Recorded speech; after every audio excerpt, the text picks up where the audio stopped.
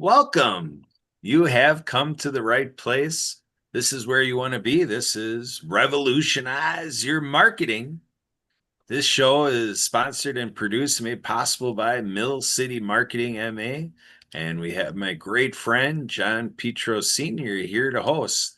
So with Revolutionize Your Marketing, we're going to have a couple guests today, and we're going to take their specialty area and we're going to bridge it over into how is marketing relevant to what they do and how is what they do relevant to marketing. So here we go. Get ready, set, go. Revolutionize Your Marketing show. John Petros Sr., come on in here.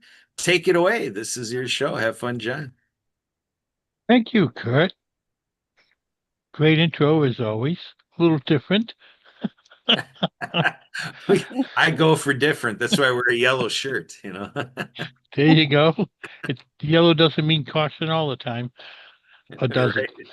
Well, in this case, it probably still does. So it? watch All out, right. fasten your seatbelt, folks. Welcome, folks, to Revolutionize Your Marketing.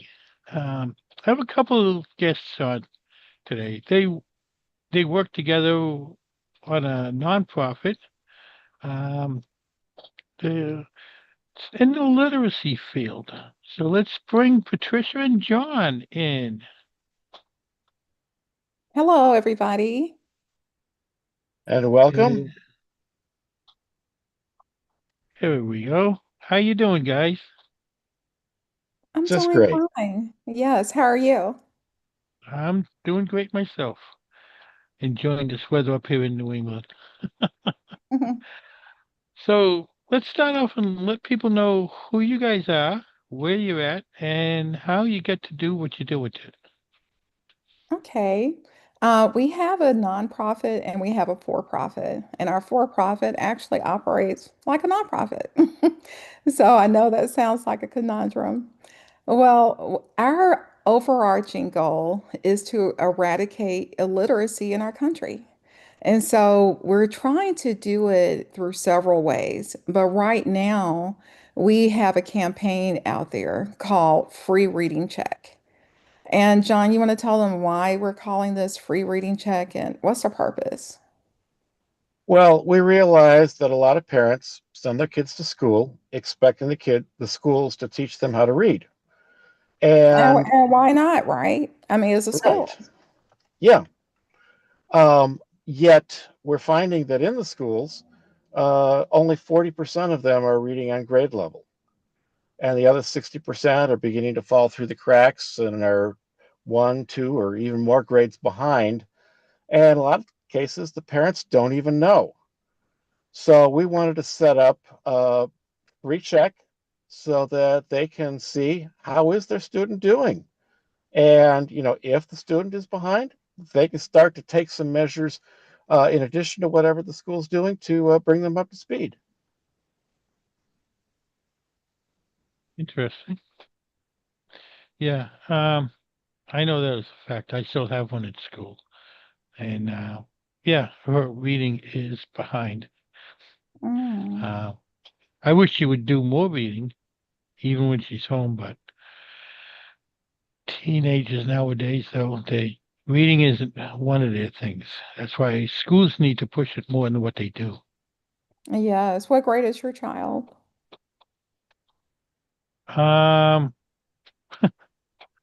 Eighth, Okay, so she's around 13, 14.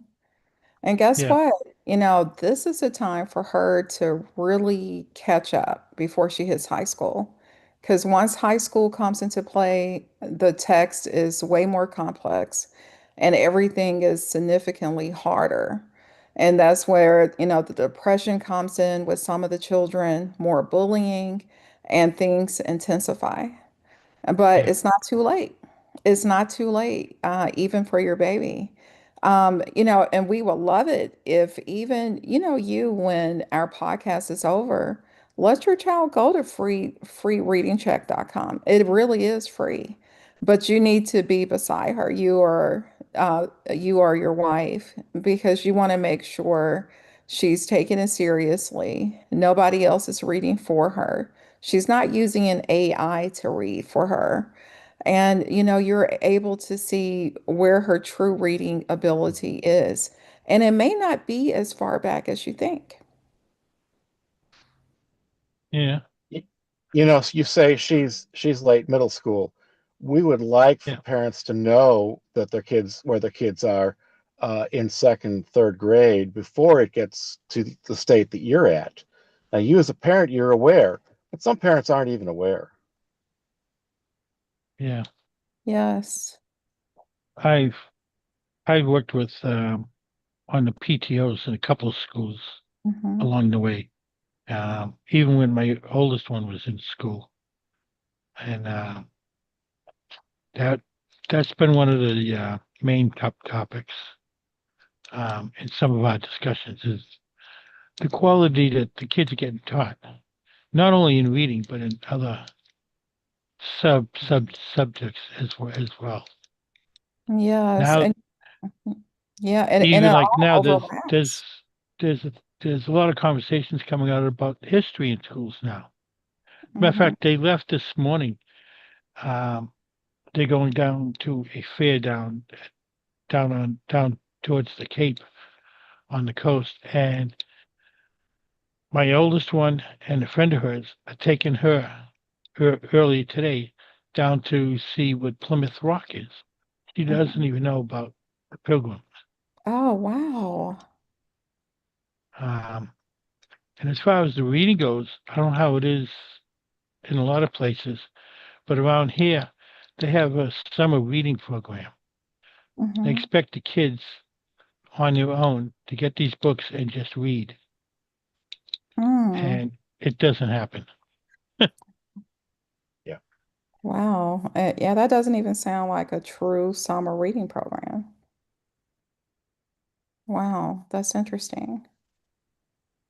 A lot of times it's just a few gaps in the reading. We find a lot of problems with vowel sounds. And if you don't know the vowel sounds, I mean, they're in every word, right? It's really hard to pick up a book in the summer reading program and read it. So we want to fill in the gaps too. Yes, and so for your child's age, that's the number one problem. Understanding what the vowels are. And we're not just saying A, E, I, O, U. We're talking about AU, A, W, E, I, U, E, just vowel combinations. And that's where a lot of kids, a lot of teenagers have their problems, and also in decoding multisyllabic words. We have an online program called Read21, and it's at read21.org. Kids, when they go on there, and we make everything affordable for parents because this is not a money making thing that we're trying to do. We truly want to help parents. We truly want to help our kids. We want every child in our country to be able to read proficiently and comprehend above grade level, not just on grade level. But it starts with fluency. And that happens when we close those gaps. And so kids come onto our program, they take a pretest.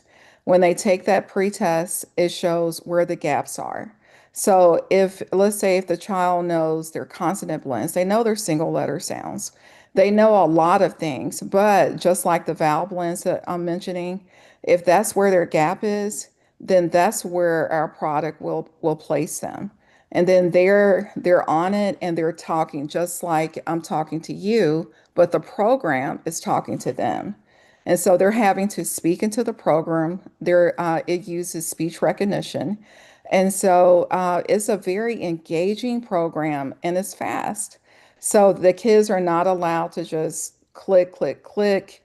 Everything is recorded. Parents can go back and hear, okay, you said what? You're using those kind of cuss words? Oh, I can hear the TV on in the background.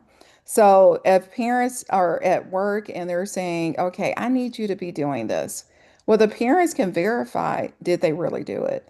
They could see times, they could hear everything. And Yeah. the part and it's all designed so the kids can be accountable. And they know that, okay, there's no getting around it. If this is what your mom or dad has assigned for you, then you will be accountable or they're going to know what you're doing. And then once the kid starts, once they get past a couple of lessons, then they understand, okay, wow, I'm growing. Then they want more of it. And then by the time they Yeah. finish those 28 lessons, oh my goodness, it's like a whole new kid. And so it's amazing. And that's part of why we have free reading check out there. They don't have to use our products, but we want parents to be able to address the needs that their kids have so they can have that confidence and they grow and they want to learn more. Yeah. We're also seeing a legacy of kids who've been taught words, sight words, and they know a lot of words, but when they encounter a new one, they have no idea how to sound it out. So we're seeing nationally return to importance of phonics because that's what works. 81% Yeah. of the sound of the words in English language are phonetic. So if you've got a phonics base, you can sound out 81% of the words. Yeah. Yeah. I know when I went to school, reading was one of the major things that you had to Mhm. get a good grade in, or you didn't pass. Now I don't know. I don't think they're holding it to that highest level like they used to, and that's part of the problem. The schools aren't following up the way they used to. Yes, but And, legislation has changed in a lot of states. And so yeah. currently, in a lot of states, they have a third grade reading fluency test, a third grade reading test at the end of the year. Some states are giving it in December and then also in May. And the way it works, the kids are given a 1 minute read. And with that 1 minute read, they're expected to read a certain number of words correctly within that time frame. And if they do, they pass that particular test. And then some states also involve comprehension. So not just learning to read fluently, but you're having to also comprehend on grade level. But most of the states, if they're able to read that particular text for their grade level fluently, then they pass. But now, believe it or not, hundreds of kids are being retained. So it's a new day for third grade. But if your child is in, any other grade, fourth, fifth, sixth, seventh, eighth, 11th, then they're not held to the same standards. In fact, schools are not even allowed to retain a certain number of kids. So most of the time, let's say if a school has 650 kids, they may only be able to retain a total, and let's say in each grade level, there's about 150 to 200 kids. They're only able to retain 20 kids out of that number, even though Yeah. 50 may have failed, but they can only hold back 20 of those kids, even if they know that they're not ready to move to the next level. Yeah. It's like when my son graduated from um, the seventh grade, he he received a diploma. Problem was it was blank because he flunked. So it was a blank piece of paper in the folder Wow. Ooh. Ooh, because they couldn't keep him back. wow. And Massachusetts has standardized testing that they do. The problem with that is the teachers are teaching what's on those tests just before the tests. Only And before the test. in in order, well, they basically go over the tests in the sense of the word for like 2 weeks before the tests are given out, and the tests are like over 2 or 3 days during the week, and they do that so their numbers come back high. Okay. And when you say they go over the test, what do you mean by that? Like different grades will do different subjects. Like when they do the reading test, they'll concentrate on reading for Mm-hmm. pretty much those 2 weeks before the test instead of just teaching reading throughout the whole year. They'll Mm-hmm. do it, but they concentrate more on it just before the tests. So this way, things are in their, It's the fresh in kids their are memory. remembering things fresh when the tests come up, so they get higher scores.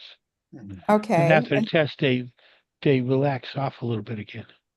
Okay. And are you saying these schools, are the kids being taught reading during the year as well? Or you're saying it's Yeah, just lax during the year? they they they they do some reading all year long, Uh-huh. and but just before these tests come out, they concentrate more. And it's not only on reading that they do it; it's on the different subjects that come out throughout the different years. Yes. Okay. What do you have any, when you were in college, did you take a licensure for any test? I didn't go to college. I went to Okay. a trade school, but yeah, Okay. So, did you um, have to get a license for the trade that you got? no, Okay. Well, today, when you think about a 2-year degree, like a computer degree, there are still some nursing degrees that are 2 years or 2 years or less. There are many professions where you're required to take a license. And I know, John, your main profession before you were a part of this was as an engineer. Um, Mm-hmm. did you study before you took your test, even though you have already had the content during college? Well, in college, yeah, there was some study for the test. Yes. Okay, and Um, yeah, because a lot of people think it's negative when schools and teachers prepare the students even more, do a higher concentration before the test.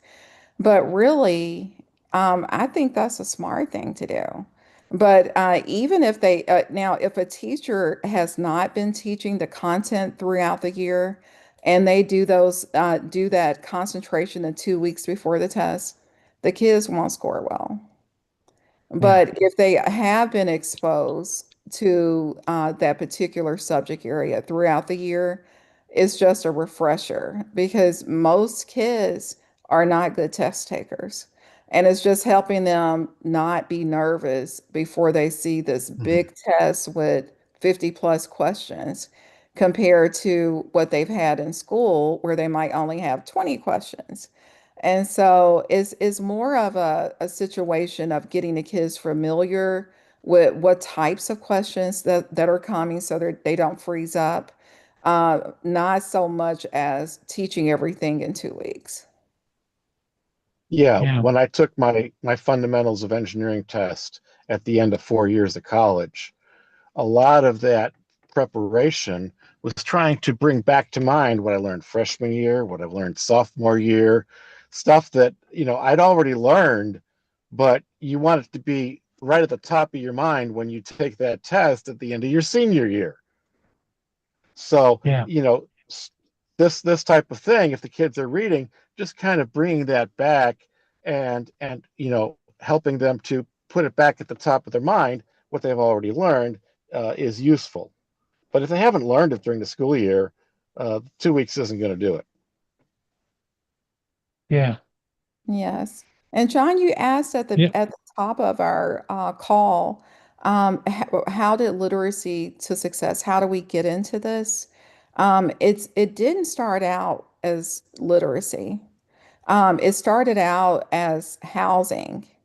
It started out, the nonprofit was called Five for Five, the number five, then FOR five. And it started out in Memphis, Tennessee. At that time, I was a teacher and I was sitting and watching television, and there were mobs of kids attacking people at gas stations, at the grocery stores. And I thought, oh my God, what can I do? And I was just praying, God, what can I do differently? What else can I do to help these kids beyond my classroom? I knew I was helping the kids in my classroom, but what about these kids? How can I help more children? And the Lord gave me the idea of buying blighted homes and fixing those homes up, allowing parents to stay there for $550. And during 5 years of them staying there, the parents were expected to have their kids have good attendance in school and zero crime. And at the end of the 5 years, the parents owned the houses outright. It was their homes. And Huh. so, and the purpose of that was to create ownership in neighborhoods that had high crimes. Because what we realized is that if people own their homes, they're less likely to allow crime to occur in their homes because they don't want to lose their houses. But if they're Yeah. renting the homes, that's a total different story. They allow a lot of things to happen that ordinarily a homeowner would not. Yeah. That makes sense. Yeah. Yeah. So, let's see if Kurt has any questions to bring into this. Kurt, come on in. I call him my co-host. His Okay. network, I call him my co-host.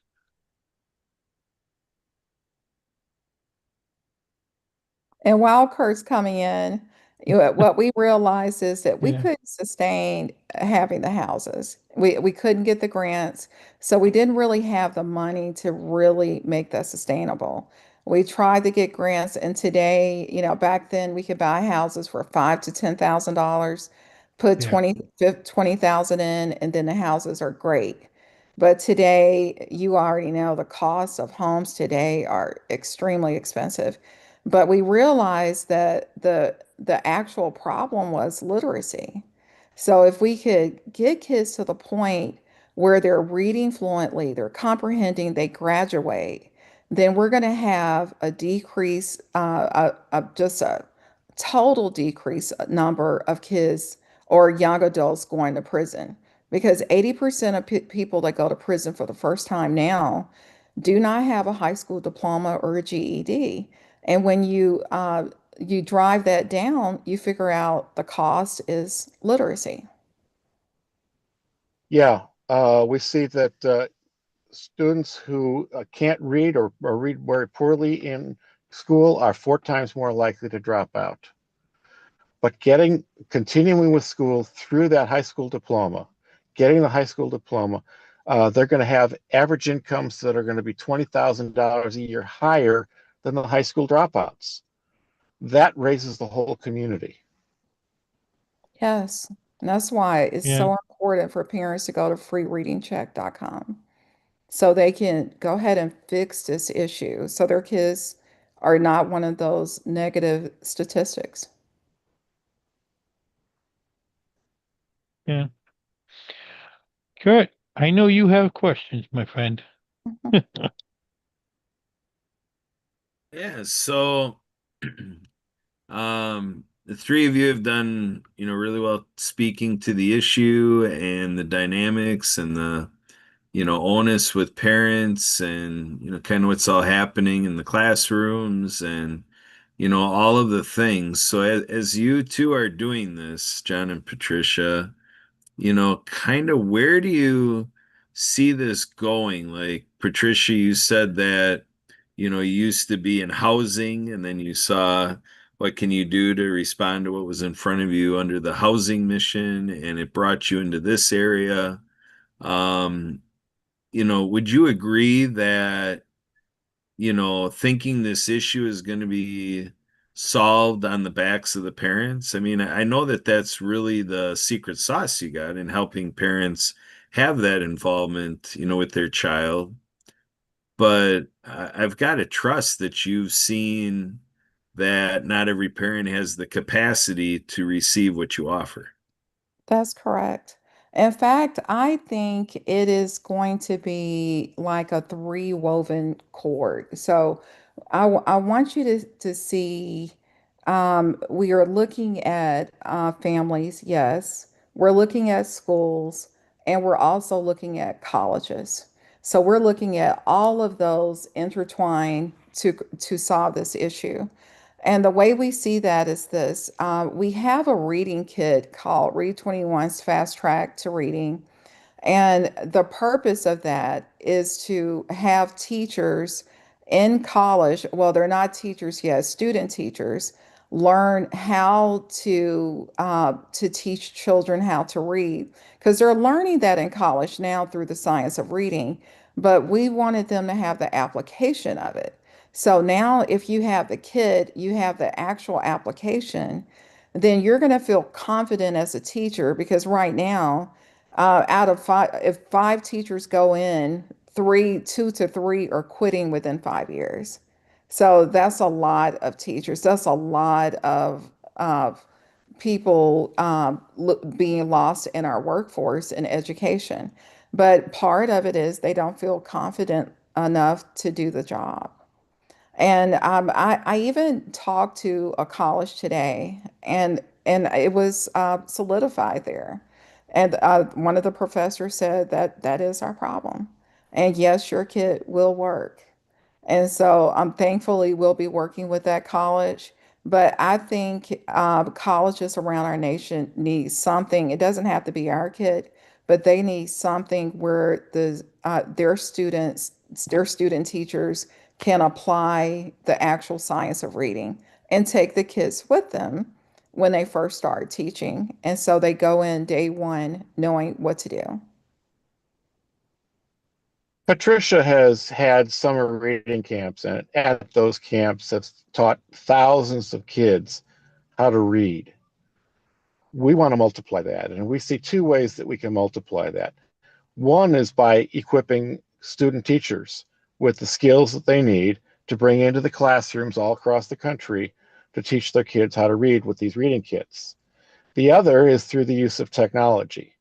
Our free reading check allows parents to see exactly where their kids are because it's available on the web, and it's the technology makes it widely available, as other of our apps. Yeah. We really need to make this a nationwide movement. Yes. Because, some people think, okay, oh, I don't have kids in school. Oh, it's not important. It's not important that I tell anybody about this. It is important, because that person that breaks into your house, or that person that assaults you, or when we think about crimes being committed, I don't think we think enough about the background of the person that's committing the crime. Do they have a high school diploma? Do they have a GED? Are they in a workforce, or what prevents them from being in a workforce? And I can bet you almost every time it's going to go back to reading. Yeah. Yeah, so I I think there's other additional considerations on, getting the magnitude of this where it needs to be. So I think of do you have any experience in this in face spaces, parochial schools and stuff like that? Are you doing much in that area?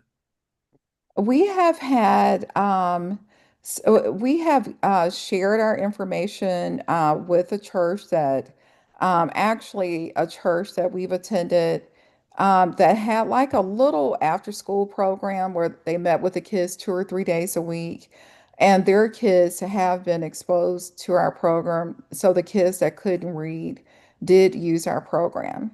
And what's so wonderful about it, we have had kids that are clinically diagnosed with dyslexia use our program. And at the end of the program, they no longer have dyslexia.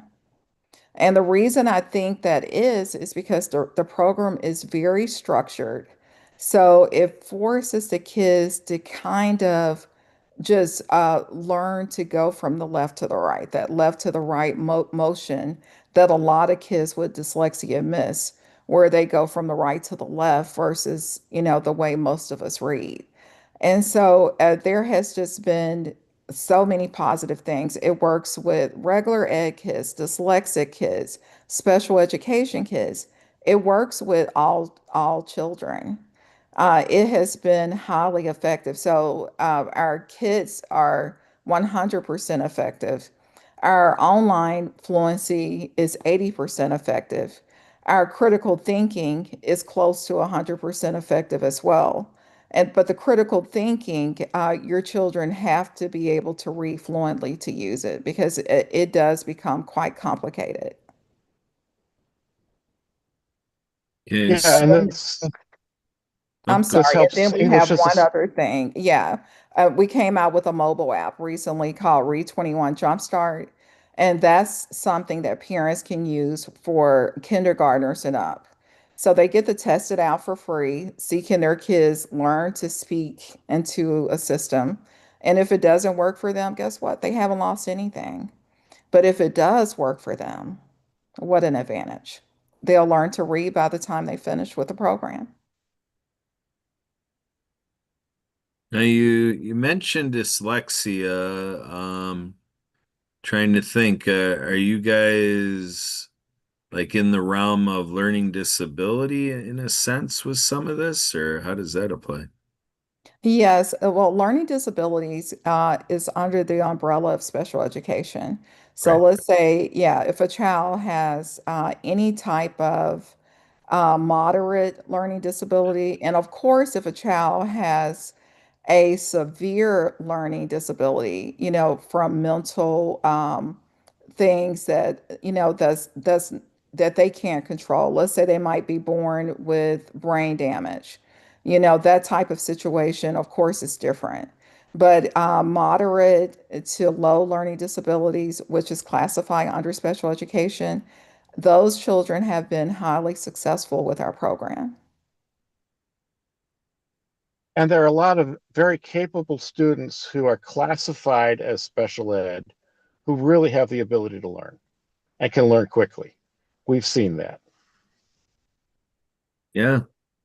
So do you see the employers and the businesses getting involved with what you're doing for practicality sense with their interests of, the workplace that everything you're doing at the ages you are, that, success to the age of employment is better through what you're doing? Are companies getting involved with what you're doing? Not as of yet, but we welcome it, especially spreading freereadingcheck.com. And you all know, because you're in a marketing field, marketing is expensive. And so, in order for us to really get the word out there, we do need support from companies and other visionaries that believe that, our kids can be saved here in our country. Yeah. Your program, does that work for the kids in daycare?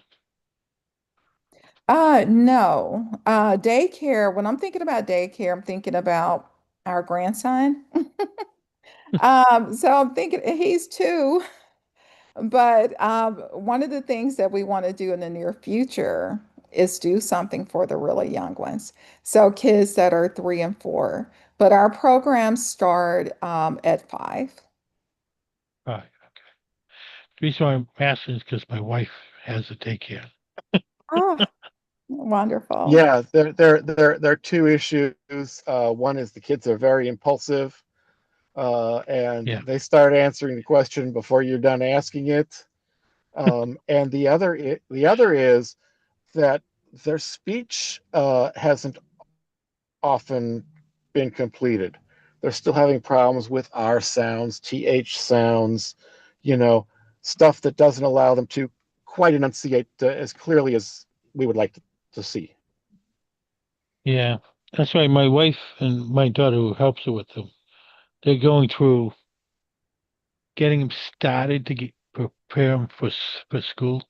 So they're Mhm. going through like the alphabet and getting them associated with some words. Oh, that's good. Um, Well, John, the, our the two kit girls are would, 3, so yes, our kit would be ideal for daycare people to try because they can do it at their own pace. yeah, There's nothing forcing them to go from one lesson to another. They'll be able to know when their group of kids have achieved that particular skill before moving to the next. yeah. Up here in Massachusetts, they want daycares to have a curriculum. Mhm. And my wife looks at it like, they're little kids. Let them be a kid before you start teaching them school stuff. They'll learn Yeah, that when they get into school. But yeah, they kind of like come up with worksheets where they can work with the letters and then match them with pictures and sound out the words. right, right. So much of it is just beginning to learn the names of the letters, the sounds of the letters, Yeah, and a simple set of flashcards can do wonders with that. Yes, yeah. yes. Now, in Massachusetts, are your kids starting in pre-K or kindergarten? All the schools up here have pre-K. Oh, that's wonderful. Yeah. Um, it's kind of like I say it's kind of like a glorified daycare in Hmm. a sense, but they do more teaching than playing. So Good, good. Because there is learning in play. It really is some learning in play. But I agree. Let's make time for knowing the names of these letters, the sounds of these letters, and why not do just some simple blending, just with three-letter words? There are yeah, there is room for the kids to learn. We've seen yeah, kids, get together a rhythm. A says "eh," B says "b," C says "k," D says "d," and the whole, group starts saying it all together. And it's a nice activity that, builds those skills. yeah. Yes, yes. And So so the one thing I want to build off of, like you mentioned about, we're on the fringes of play, commentary towards play. When we think of kids getting involved in soccer or baseball or, sports and rec, whether it's a dance class or whatever, as these program facilitators, do what they're doing with the families, there's inherently papers being sent home or things like this, are you seeing opportunities to attach, what your activities, experiences, tools, and research, everything you guys have, attaching it to some of this fun stuff, some of this playtime stuff that it's showing the kids that it's all related, it's all interwoven, and like you said, the common denominator ends up being literacy, or you seeing that happening? That's a great idea. We have not considered that before. And it would be nice. I know a lot of times schools don't share the information to get that information out to kids, but we are in some community centers. And so we've started reaching out to community centers, and we know that there's a need there as well. I was speaking to one community center recently, and I was told by the director that over 85% of the kids that they service have problems reading. And I thought, well, and I asked a question, how are you addressing it? And she didn't have an answer. And so, and of course, I suggested our kit. And then there comes, okay, questions about funding, that type of thing. And through our nonprofit, Literacy to Success, if we had more philanthropic help, then we could say we can donate it to you, but we're just not in a position to do that at this time. we have had some discussions about summer camps where the kids have, an hour and a half of sports training and then 45 minutes of in-class instruction, and then another, hour of sports and, then a little bit of math, that kind of thing, to mix it up and give the kids a reason to go to summer camp.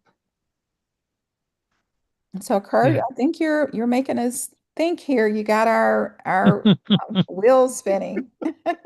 That's why this show is called Revolutionize Your Marketing, so Yeah. ideas for you in the marketplace for sure. So John, we've got just a couple or a few minutes to wrap up today's episode. What would you like to do at the tail end of this show? Well, Patricia, if people are interested when they hear this, how can they get a hold of you guys? Okay, two ways. Of course, we want them, if they have children, even if they believe their kids are great readers, go to freereadingcheck.com. And then if they're interested in calling us at Read21, we have an 800 number as well. It's 800-425-7021. Again, that's 800-425-7021. And then we have, of course, email info@read21.org. And we've got the apps on the App Store and the Google Play Yeah. Store for Jumpstart. Yep, they look up Read21 Jumpstart. And it's only $5. I mean, that's nothing. Yeah. Uh, okay. Hopefully people will either watching this live or watch it on my YouTube channel. You go into YouTube, type in Mill City Marketing MA. All my podcasts, most of my podcasts will show up there. And if you come onto my page, folks, like and subscribe. And tune into that page every Friday at 5 o'clock Eastern, 4 o'clock Central, and watch my podcasts live. Um, I want to thank you, John and Patricia, for coming on, spreading the word about what you Thank you, do. John. It's one way to get it out. And thank you both for having us. And if there's anything else either one of us can do in the future, feel free to get a hold of us. Good. How can people get a hold of you? I have my Google Voice line, 262-372-1754. Feel free to call anytime, send the text messages, and you can also email me, Kurt, at spiritofthegame.org. And if you want to get a hold of me, folks, my email is millcitymarketingma@gmail.com, or my website, millcitybusinesshelp.com. And business is spelled with one S at the end. Don't ask. But the literacy part of me was like, what?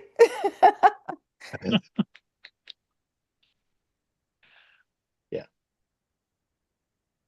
And I Thank you think very that does it. much. All right. We'll look forward to seeing you next time. Bye for now.